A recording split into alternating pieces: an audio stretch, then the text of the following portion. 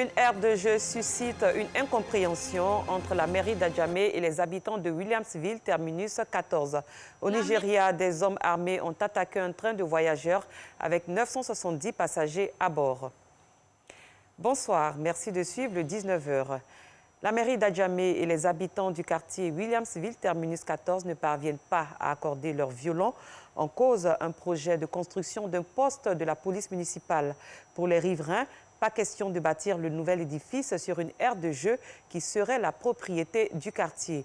Pour trouver une solution et mieux expliquer ce projet, la mairie d'Adjamé a initié une rencontre avec les habitants du quartier Williamsville, terminus 14. On en parle avec Assitan Diarra et Georgette Idofofana. La mairie d'Adjamé rencontre les jeunes de Williamsville ce matin. Objectif, faire la lumière sur la construction d'un poste de police municipale sur le terrain du terminus 14. Les gens n'ont pas été suffisamment informés. Et quand il y a un déficit de communication, quand il y a un déficit d'information, c'est tout à fait normal que les enfants réagissent. Je serai habitant de Williamsville, je serai parent d'élèves. Si on vient me dire que le maire de la commune d'Adjamé va venir occuper l'espace qui sert à mes enfants de venir jouer, je serai le premier à me lever contre le maire. C'est normal. Mais il n'en est rien. On est venu expliquer que le maire n'a pas pour vocation d'occuper le terrain.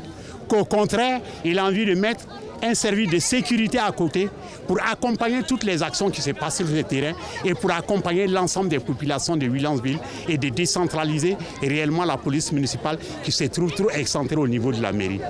Après 2 heures de dialogue, les jeunes du quartier ne semblent pas être d'accord avec ce projet. La construction sur ce site, en réalité, ça va empêcher beaucoup de jeunes vraiment de se distraire.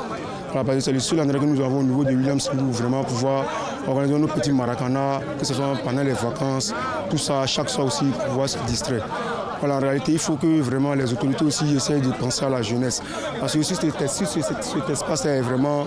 Voilà, si ce projet va jusqu'au bout, je crois que ça va nous empêcher vraiment de faire beaucoup de choses au niveau de Williamsville.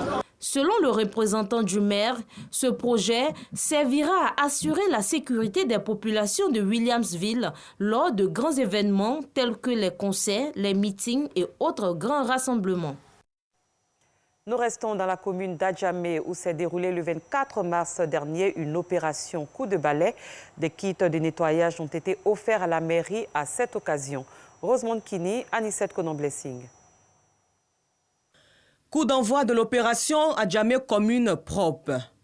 Par ce geste, la première adjointe au maire et les femmes de la commune prennent d'assaut les rues et grandes artères du boulevard Nangui à Brogua. La propriété d'Adjamé nous tient vraiment à cœur.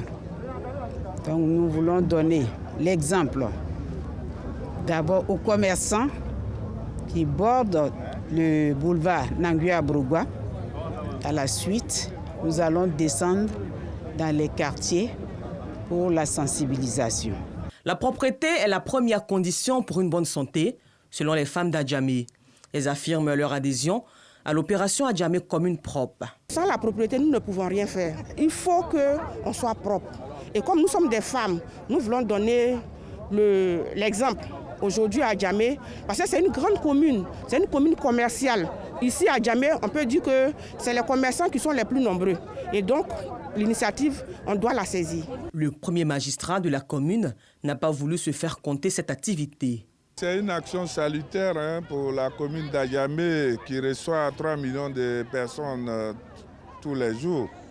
Et ces braves dames ont décidé de donner le ton en sensibilisant tous les commerçants qui sont installés dans notre commune pour que chacun puisse balayer devant chez lui. Pour appuyer donc cette action, Eco et Burni et l'Agence nationale de gestion des déchets ont offert des kits de nettoyage, notamment 100 balais, 1000 sacs à ordures et des gants à la mairie d'Adjamé. L'ANAGED, à travers ce don, a décidé d'appuyer cette activité. Pour nous, il est important que les populations puissent s'approprier la propreté et la salubrité. Cette opération coup de balai initiée par la mairie d'Adjamé s'inscrit dans le cadre de la Journée internationale des droits des femmes. L'Association des femmes vaillantes du Sud Comoé célèbre également leurs droits. C'était dans le cadre de la Journée internationale des droits des femmes, célébrée le 8 mars dernier. Alassane Parguin-Drabo. La célébration de la Journée internationale des droits de la femme à Maféré s'est tenue autour de la sensibilisation à l'entrepreneuriat féminin. Pour l'occasion, l'Association des femmes vaillantes du Sud Comoé, section Maféré, a formulé le vœu de se constituer en groupement coopératif. J'aimerais inviter ces sœurs à venir me voir, ensemble mettre les idées et trouver la bonne formule pour pouvoir mettre en avant notre association. Être seul, tu ne pourras pas avancer. Une fois unis, vous êtes fortes et vous allez de l'avant. Défilé des femmes issues de toutes les couches sociales, un théâtre déplorant la cherté de la vie, ainsi que des communications sur l'entrepreneuriat féminin, sont les moments clés de cette cérémonie. Un moment salué par le parrain Iancié, député-maire d'Adiaké. Ici à Maféré, nos femmes ont créé les conditions pour qu'on puisse les aider. Effectivement, chaque femme dans son coin, ce n'est pas facilement accessible. Mais une fois qu'elles sont organisées en association, disséminées dans les villages, dans les quartiers, pour les aider, c'est plus facile. Et je voudrais les féliciter. Et je sais aussi que autonomiser la femme, c'est vraiment donner de la joie à la famille. C'est clair que quand les femmes s'en sortent, ça se ressent dans la famille, dans l'éducation des enfants, dans même le repas quotidien, dans l'épanouissement de la famille. Donc tant qu'il s'agira de ces choses-là, en groupement, en union, elles pourront compter sur le député maire d'Adiaké que je suis, le cadre du Sud Comoé que je suis. La présidente des femmes vaillantes veut compter sur l'accompagnement des autorités locales pour sortir définitivement les femmes de Maféré de la misère. La 4e étape de Fréquence 2 dans mon école a eu lieu le 22 mars 2022 au lycée classique. Cette initiative de Radio Fréquence 2 vise à sensibiliser les élèves et à valoriser la scolarité en prônant l'excellence, donner de l'espoir aux jeunes et amener les élèves à aimer le travail par le divertissement sain et instructif. Nous y reviendrons. L'épilepsie, maladie mentale caractérisée par des crises avec ou sans convulsion, est présente dans la région de Béké avec environ 335 cas pour le seul département de Botro. Elle causerait même des abandons scolaires. Pour le maintien des apprenants à l'école, l'ONG Médecins sans frontières sensibilise les acteurs de l'éducation aux dangers liés à cette pathologie. Léon Brou. Sur 700 malades mentaux pris en charge par Médecins sans frontières dans le Béké, 335 proviennent du seul département de Botro. Ici, 3 cas de ces malades sont épileptiques et parmi eux, 148 ont un âge scolaire car compris entre 5 et 24 ans. L'épilepsie, donc une cause d'abandon scolaire. On a souvent vu certains enfants qui ont eu à abandonner l'école à cause de cette maladie parce qu'ils sont stigmatisés, parce que les enseignants disent que la maladie est contagieuse. Dès que l'enfant pique la crise au village, c'est fini, il ne vient plus à l'école.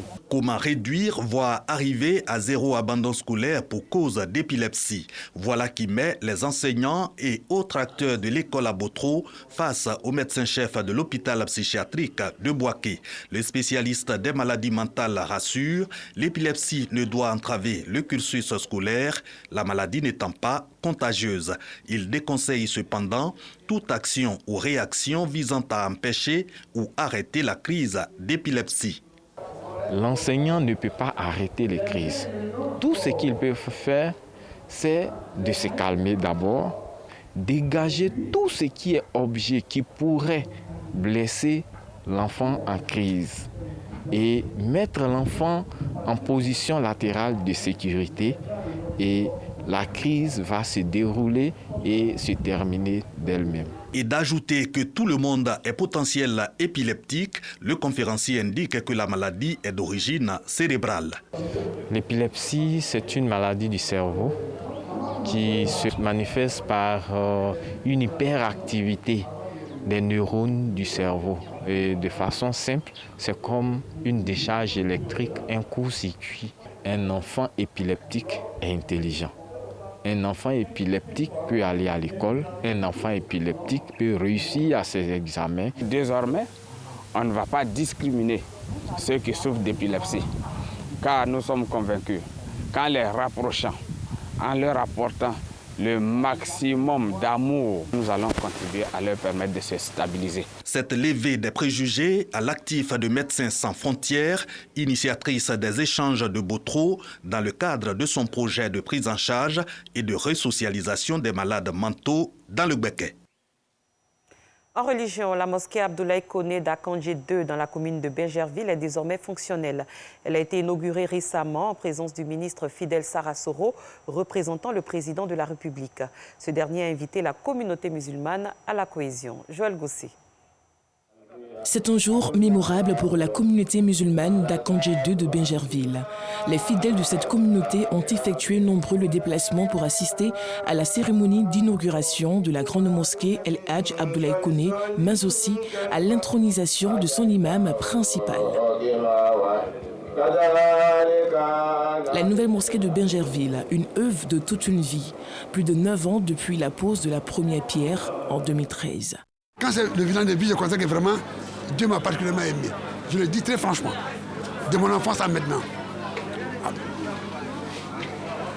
J'ai donc décidé de lui dire merci. Cette cérémonie d'inauguration a bénéficié du soutien de nombreuses personnalités et de l'ensemble de la communauté musulmane de Bingerville.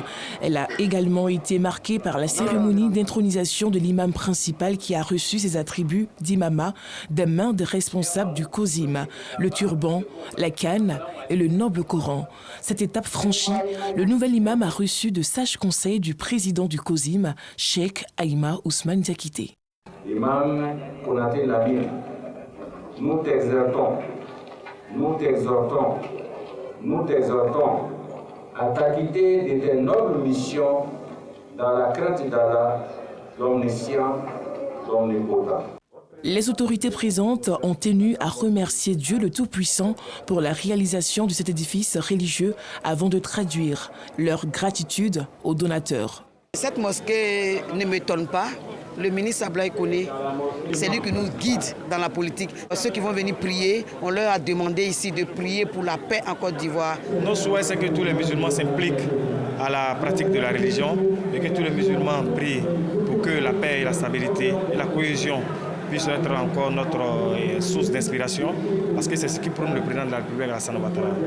Le ministre Fidel Sarasoro, directeur du cabinet, représente le président de la République, Alassane Ouattara, par de la cérémonie a, au nom du chef de l'État, exhorté l'ensemble de la communauté musulmane à multiplier prières et adorations pour une Côte d'Ivoire unie et plus harmonieuse. Chers frères, chères sœurs, la mosquée est un lieu de socialisation au sein de la communauté. C'est le cadre qui nous permet de nous retrouver 5 fois par jour. Au-delà de ses fonctions classiques, il est important de noter que la mosquée participe au vivre ensemble des communautés. Bâtie sur une superficie de 630 mètres carrés, la mosquée El Hadj Abdoulaye Koné d'Akandjé 2 de Bingerville comprend une salle de prière avec une capacité d'accueil de 400 places pour les hommes, une mezzanine de 250 places pour les femmes, un logement pour l'imam principal, 5 minarets, une salle multimédia pour l'initiative aux nouvelles technologies de l'information et de la communication et une école coranique de 2 salles de classe. À l'étranger, au Nigeria, il était environ 21h heure locale quand des hommes armés ont attaqué un train de voyageurs avec 970 passagers à bord. Les assaillants ont utilisé des explosifs sur les rails avant d'ouvrir le feu. Des militaires ont été rapidement envoyés sur place et ont pu repousser l'attaque. Les autorités locales affirment que cette attaque a fait des blessés et des morts sans en préciser le nombre. Samedi déjà, des hommes lourdement armés ont mené une attaque contre l'aéroport de Kaduna. Un garde a été tué, le trafic aérien interrompu momentanément. Cette fois aussi, les bandits ont été repoussés par l'armée.